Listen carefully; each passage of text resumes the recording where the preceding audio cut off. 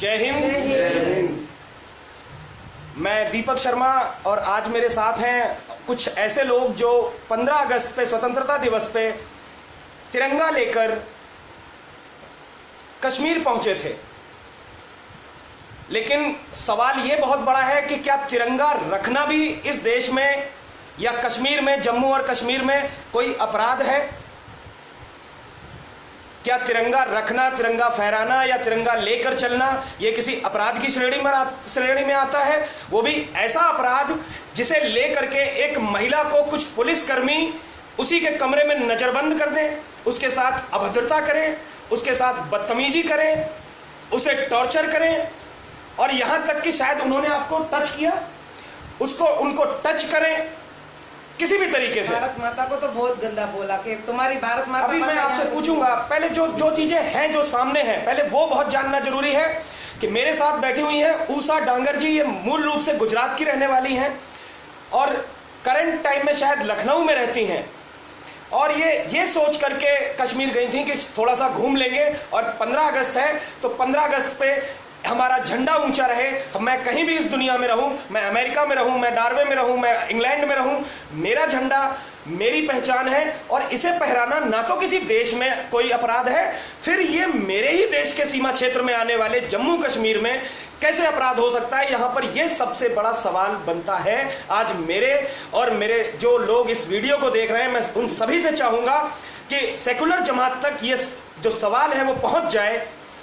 इसलिए एक बार इस सवाल के साथ कि क्या तिरंगा रखना, तिरंगा जो कि हम सभी की पहचान है इस दुनिया में, वो रखना क्या अपराध है? और ऐसा अपराध कि एक महिला को कोई पुलिसकर्मी हिट करे, उसके साथ हाथापाई करने की कोशिश करे, या जो बच्चे गए हम मेरे पीछे दिख रहे हैं, ये मैं बच्चे ही कहूंगा, ये बहुत छोटे छोटे हैं, इनकी कोई उम्र नहीं है। अगर ये कश्मीर घूमने जाते हैं और अगर अपने साथ तिरंगा लेकर के जाते हैं तो ये कौन सा अपराध किया इन्होंने जो इन्हें होटल से में नजरबंद किया गया, थाने में ले जाकर मारा पीटा गया, इनके साथ मारपीट की गई, इनको तिरंगे वाला बोला गया।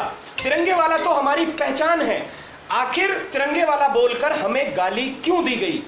अभी आज मैं आप लोगों के साथ इस वीडियो के माध्यम से इस वजह से आया हूं कि पहले आप लोगों को बताऊंगा, फिर आगे क्या करना है इसका फैसला हम बाद में मंत्रणा करके करेंगे। लेकिन जिनके साथ ये घटना हुई कश्मीर में, श्रीनगर में, सबसे पहले उनसे कुछ सवाल पूछना चाहूंगा, कुछ जानना चाहूंगा और आप लोगों को ये बताना चाहूंगा कि किस तरह से सिर्फ तिरंगा रखने मात्र से एक महिला, साथ में कुछ हमारे युवा भाइयों को किस तरीके से प्रताड़ित किया गया, लठ मारे गए, डंडे मारे गए, थप्पड़ मारे गए, गालियां दी गई मां बहन की गंदी गंदी, और दोबारा कभी श्रीनगर ना आने की धमकी तक दी गई। ऊषा जी कश्मीर क्या करने गई थी? बहुत सारे लोग, हजारों लाखों लोगों तक पहुंचेगी ये वीडियो। आप मुझे बताएं, कश्मीर क्या करने गई थी आप? हम तो तिरंगा लहराने ही गए थे और बोल के गए थे क्योंकि हमारे गुजराती यात्रिकों के ऊपर जो हम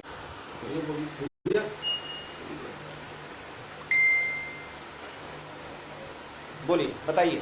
हाँ, कि हमारे जो गुजराती यात्री थे उसके ऊपर जो हमला आतंकियों ने किया था, तो उस टाइम ही मैंने कि हाफिज सैयद साले सुअर की औलाद, तूने जो ये काम किया है, गंदी हरकत की है और तूने जो निहत्थे यात्री जो भगवान के दर्शन के लिए गए थे उसके ऊपर गोलियां बरसाई, और जिन आतंकियों ने ये घिनौनी हरकत की थी उसको मैंने चैलेंज किया था कि मैं आऊंगी। मेरी कार का नंबर भी मैंने सबको दिया था, फेसबुक में मेरे फोटो है कार के, वही कार लेके मैं निकली थी। और इस तरह मुझे मतलब एक शान से मरने के लिए भी जाना था ताकि आतंकियों को पता चले कि भाई गुजराती इतने कमजोर नहीं होते और मरने का जज्बा हर हिंदुस्तानी के अंदर है। यदि वो मार सकते तो मरने वाले भी बहुत है। तो मैं तिरंगा लेके गई। लेकिन तिरंगा लहराने से मरने का क्या लेना देना? तिरंगा लहराना हमारे देश में आजादी है। और मैंने बोला था कि मैं आऊंगी, तिरंगा ले रहा हूंगी, तुमको मारना है तो मार देना, तुमको जो करना है करना। जो यात्रिकों के ऊपर तुमने किया तो आज तो मैं तिरंगा लेके आऊंगी, आप मार देना। क्योंकि वहां पे हम इस बार 6ठे महीने में गई थी मैं पहले, अगली बार तो वहाँ मुझे कश्मीरियों ने, मतलब ये जो कश्मीरी पुलिस वाले थे उसने तिरंगा मेरे से छीन लिया था। उस बार भी हमको भगाया गया था, ना लेना नहीं दिया। हाँ, तब भी वापस में आई। फिर मैंने लाइव वीडियो में सब नेताओं को बोला कि तुम लोग चूड़ियां पहन लो क्योंकि तुम सच्चे हिंदुस्तानी नहीं हो। सब अपने अपनी राजनीति के चक्कर में हो, वोट बैंक के चक्कर में हो, पैसे के चक्कर में हो। दिल से तुम यदि ये कुर्सी पे बैठे होते तो तुम अच्छा कुछ करते, आज ऐसी नौबत नहीं आपके आती। साथ वहां पर क्या हुआ, क्या घटनाक्रम था, कहाँ थी आप जिस समय पुलिस ने मैं आपको अंदर घेरा? थी, मैं तो कमरे में थी और ये लड़के सब गए थे बाहर। क्या नाम था होटल का जिस कमरे में? सीजा, होटल सीजा। होटल सीजा नाम था, श्रीनगर का होटल हाँ, था। और लाल चौक के पास में ही था। लाल चौक के पास में वो होटल था। किस तरीके से पुलिस ने आपसे वहां पर क्या नहीं, आके ये क्या पहले पूछा? लड़के को ही लाया और उनके कुछ हाथापाई कर रहे थे बाहर, तो मैं जरा जैसे बाहर निकली तो सब पुलिस थे। तो फिर मैंने कपड़े मेरे थोड़ा व्यवस्थित किया, नाइट ड्रेस मैंने पहना था। मैंने कहा रुको, मैं बाद में। कितने बजे की बात है ये? 7-8 बजे। 7 मतलब शाम के समय अंधेरा होने के बाद 8 बजे पुलिस हाँ, आपके पास हाँ, आई? हाँ। कोई लेडी पुलिस थी उनके नहीं, साथ? नहीं, नहीं, कोई लेडीज पुलिस थी ही नहीं उनके पास। आपके कमरे में अंदर आई पुलिस? नहीं, अंदर पहले नहीं आई, इन लोगों को ही पहले ले गई। अच्छा। उनके कमरे से तिरंगा ले लिया, मारा, इनको ले गए, फिर इनको कहाँ रखा वो मुझे पता नहीं, फिर मेरे पास आए। अच्छा। मेरे पास आके इन लोगों ने मतलब मुझे मैं फिर आपसे वही सवाल कर रहा हूँ, आपके कमरे में पुलिस आए मेरे कमरे में। लेडी पुलिस थी उनके साथ? नहीं, नहीं, नहीं, कोई नहीं था। लेडीज नाम कोई नहीं था। क्या होटल में आपको काम करती थी। उनमें से किसी ने टच किया? 2 लोग ने मुझे मतलब एक ने पकड़ा, यूं बाल करके एक चाटा मारा, बोले बहुत यहाँ पे आ रहे हो तुम। मतलब आपका कहने का मतलब है जम्मू कश्मीर हाँ। के पुलिस के जवानों ने, महिला पुलिस ने नहीं, जवानों ने महिला आपको? थी नहीं, महिला थी ही नहीं। ये हालात है जम्मू कश्मीर के कि एक महिला को मारने में अपनी बहादुरी दिखा रहे हैं वहां के जम्मू कश्मीर की पुलिस, जहां की सीएम खुद एक महिला इस समय बनी हुई है और उसी महिला के मुख्यमंत्री रहते एक महिला के ऊपर हाथ उठाया जा रहा है। मैं यहाँ पर, मेरे साथ कुछ और भी लोग हैं। आप लोग क्या करने गए थे वहां पर? जी, हम 15 अगस्त को वहाँ लाल चौक को झंडा फहराने गए थे। अच्छा, क्या हुआ वहाँ पे ये हुआ कि शाम के टाइम खाने के लिए कमरे से बाहर निकले थे जी, और खाना थोड़ा खा तेज बोले। खाना खा के जैसे हम बाहर आ रहे थे तो हमारे कुछ साथी खड़े थे, फोटो खिंचा रहे थे। लाल चौक पर अंधेरा हो रहा था तो एक भाई हमारा भाग क्या फोटो खिंचवाने के लिए, तो वहाँ की पुलिस ने हमें देखा, ना आप क्या कर रहे हो? हमने कहा मैं फोटो खिंचवा रहे हैं। तो ऐसे करते फिर उन्होंने कहा ठीक है, वो हमारे कमरे में आ गए, उन्होंने हमारी चेकिंग की। जैसे हमारे पास झंडे निकले, जैसे 6-7 झंडे थे, एक दूसरे कमरे में और दूसरे कमरे, उन्होंने झंडे देखते हमें बहुत ही मारा और गाली दी और कहा हम तुम्हारे झंडे को जला देंगे और ऐसा कहा तुम क्या झंडा फहरा दो। तो जम्मू कश्मीर पुलिस झंडों को जलाने की बात करती है। ये गया था हमारा झंडा, क्या दोबारा से? पैरों में कचौन दिया था हमारा झंडा। पैरों के नीचे रौंद दिया। कहां से हैं आप? हम सूरजपुर के गौतम बुद्ध नगर। ग्रेटर नोएडा गौतम बुद्ध नगर सूरजपुर के हैं ये भाई हमारे। पैरों के नीचे रौंदा जा रहा है तिरंगे को जम्मू कश्मीर के अंदर। क्या यही काम अगर जम्मू कश्मीर के अंदर पाकिस्तानी झंडे के साथ किया जाए तो कहां तक बर्दाश्त करेंगे लोग? बोल सकते हो? जी बोलिए। हाँ, तो वो लोग ऐसा भी बोले जब मेरे कमरे में आए, मुझे 2-4 चाटे मारे, तब बोले यहाँ पे तिरंगा तुम्हारा कभी नहीं ले रहेगा और कल हमारा फ्लैग 14 तारीख को चढ़ गया है यहाँ, जो चढ़ना होता है हमेशा। और बोला कि यहाँ पे तुम अगर तिरंगा फहराओगे तो ये हिंदुस्तान बन जाएगा। ये पाकिस्तान हाँ, पाकिस्तान का हिस्सा है, पाकिस्तान है और पाकिस्तान ही रहेगा। ये वो लोग हैं जो वहां पर उस समय इन हालातों का सामना कैसी कर रहे भारत थे।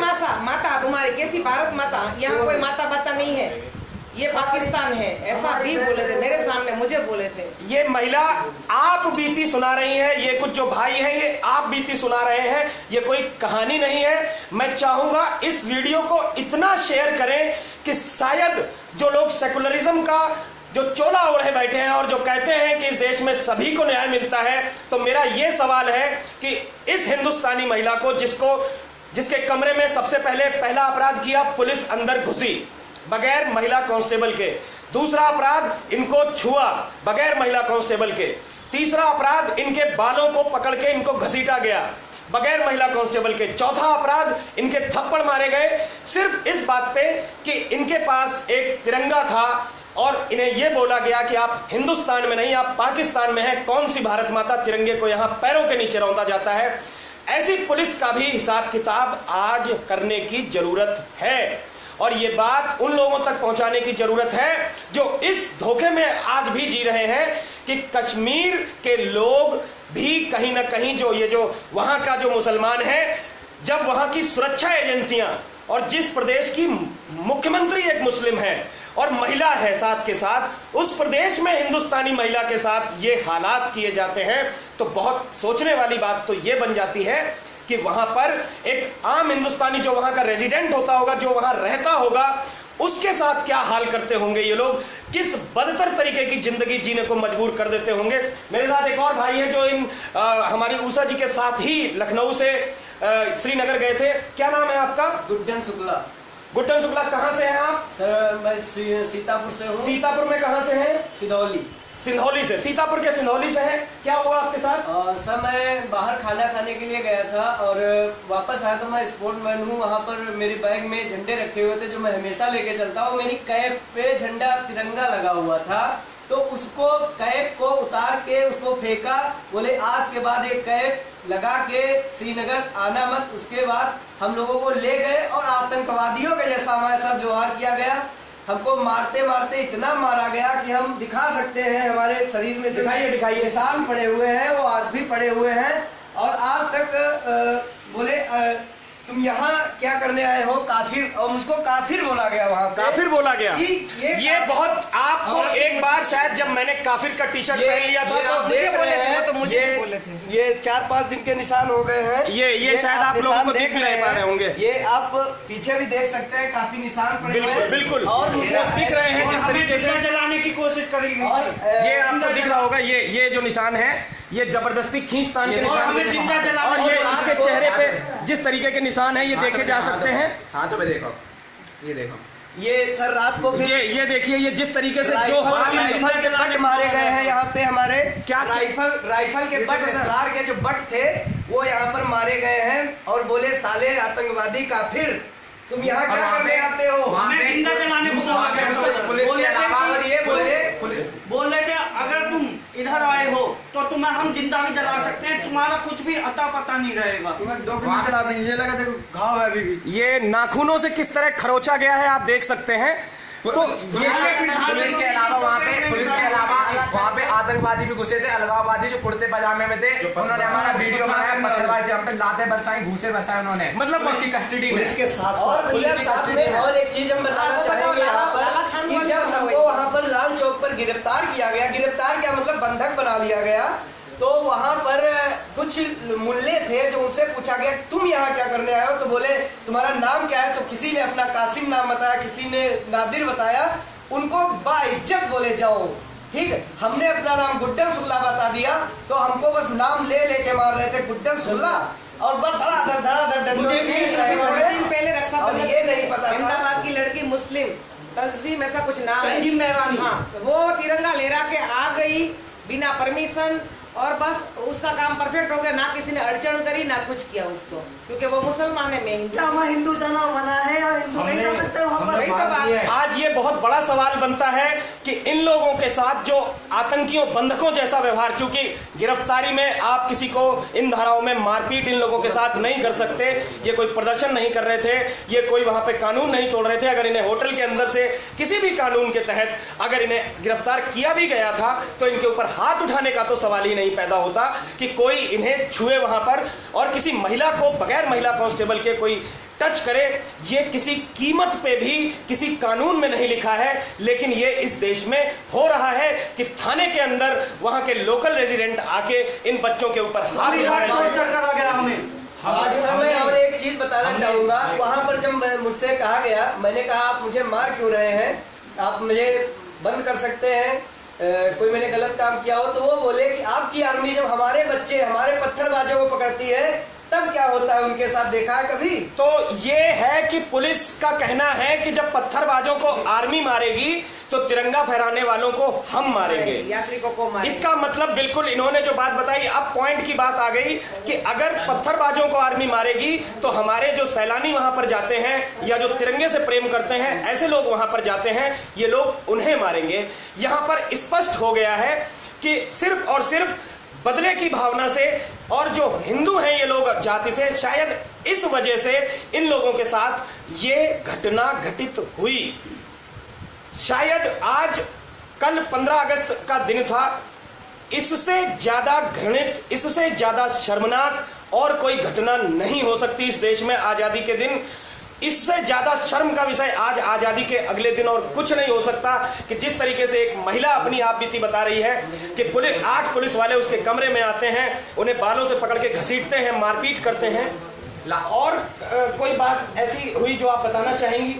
है बात तो बहुत, लेकिन मैं खुल के नहीं बता सकती। मैं एक बार बताना चाहता हूँ कि हमसे लास्ट में एक पेपर पे साइन करवाया गया था जो उर्दू में लिखा हुआ था। हमने जब उनसे पूछा कि ये क्या है, क्योंकि हमें उर्दू आती नहीं है, तो हमने उनसे पूछा ये उर्दू में क्या लिखा हुआ है, तो उन्होंने बोला कि तुम सालों को सबको बड़े जेल भेजेंगे और तुम्हें यहाँ से छोड़ा जाएगा, आतंकवादी घोषित करेंगे।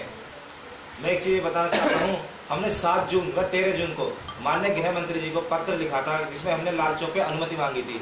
हमने अपने यहाँ के सांसद उनको भी अवगत कराया था, अपने यहाँ के विधायक जी को भी अवगत कराया था, अपने यहाँ के डीएम साहब को भी अवगत कराया था, जम्मू कश्मीर के सीएम साहब को भी पत्र लिखा था। जब हमने की कि हमने अनुमति मांगी थी गृह मंत्री से, कहे तो जाओ गृह मंत्री से कह दे वो जाओ आपके झंडा फहरा लेंगे। क्या गृह मंत्री यहाँ फहरा सकता है? उन्होंने हमारे माननीय प्रधानमंत्री जी तक को गाली दी, भारत माँ को गालियां दे दी। ये हालात है जम्मू और कश्मीर के, मारा गया पूरी रात। ये हालात हैं कि पहले तो वो सेना पे पत्थर फेंकते हैं, और अगर देश के निवासी, देश का हिंदू समाज, देश का तिरंगा प्रेमी समाज, राष्ट्र प्रेमी समाज या राष्ट्र प्रेमी महिला या पुरुष अगर वहां पर तिरंगा फहराने की कोशिश करते हैं तो उनका ये हाल किया जाता नहीं, है। मैं बोल के आई हूँ कि मैं फिर से आऊंगी 26 तारीख को आऊंगी, 26 को नहीं तो अगली आती ही रहूंगी, आऊंगी जरूर। हम जाएंगे जरूर, इस बार नहीं तो हम अगली बार भी जाएंगे, हम जाएंगे जरूर। लेकिन अभी हाल फिलहाल मैं ये जरूर चाहूंगा, आप और कुछ कहना चाहेंगी? देश के बहुत सारे लोग इसको देख रहे हैं, हजारों लोगों तक ये वीडियो मैं पहुंच तो रही है। सबको एक बात बोलना चाहती हूँ, ऑल मेरे हिंदू भाई बहनों को, कि इस मैटर पे थोड़ा गंभीर विचार करके हमारे पीएम को आप खुद लिख के आवेदन दो हर एक गाँव से कि भाई ऐसे ऐसे हमारे साथ यात्रिकों के ऊपर कुछ हो रहा है, हमारे ऊपर हो रहा है, इतना गंदा व्यवहार। अब मैं खुल के इसमें कुछ नहीं बोली हूँ, उन लोगों ने जो मुझे बोला क्या क्या किया, मतलब बहुत धमकियां भी दी, और ऐसा भी बोला कि ये बात जाके कहीं ऐसी भी बोली और कहीं थाने में या कहीं भी कुछ किया तो अगली बार कोई भी हिंदू यहाँ आएगा तो यहाँ से काट के भेजेंगे उसको। ये सब मुझे धमकी भी इनका बोला। कहना है उषा जी का कि बहुत सी बातें ऐसी हैं जो शायद कैमरे पे ये बताना नहीं चाहेंगी, लेकिन फिर भी जितना बताया है उतना ही शायद कई हदें एक महिला की अस्मत को लेकर के पार कर चुका है। हाँ, क्योंकि जितना बताया है वो कहीं से छोटे कानून का उल्लंघन नहीं है। एक महिला के बाल पकड़ना, एक महिला को मारपीट करना, उसके होटल के कमरे में जबरदस्ती घुसना, इतना भी काफी है।